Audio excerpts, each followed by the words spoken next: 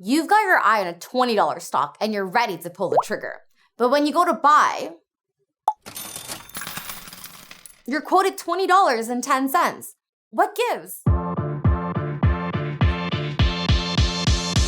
Remember that the stock market isn't like a store where everyone pays the same set price. It's actually a giant live auction unfolding at warp speed.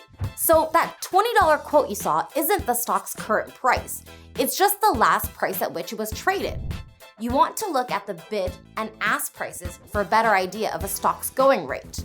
The bid price is the maximum amount that buyers in the market are willing to pay, and the ask price is the minimum amount that sellers in the market are willing to accept.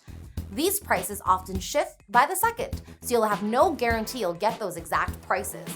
If you place what's called a market order, you'll buy at the lowest ask price or sell at the highest bid price available at that moment. But if you have a specific price in mind, you can use a limit order instead. It will ensure your order is only filled at the requested price or better.